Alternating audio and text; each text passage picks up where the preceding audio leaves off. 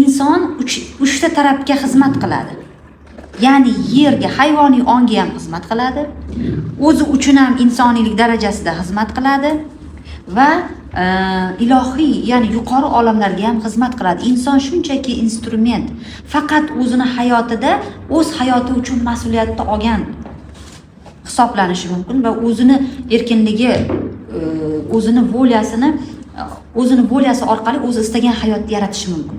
Lekin hammadan qiziq tarafi, o'zini irodasini borligini bilmagan va mana shu narsa unuttirilgan inson, afsuski hozirgi yashab o'tgan, hozir mana shu yerda bo'layotgan o'zi rozi va norozi bo'lgan har bir hayotini ortida o'zini tanlov turganini bilmaydi. Chunki bu narsa bizga o'rgatilmagan. Tanlov qonuni bizda unuttirilib o'rgatilgan. Va ya'ni shuning uchun ham ayblaydi. Qaynonam aybdor, onam aybdor, enam aybdor, rod aybdor yoki men nima qilaman rodim bilan ishlab, bunaqa hammasi o'zini tanlovi ekanligini esdan chiqargan uchun bo'ladi.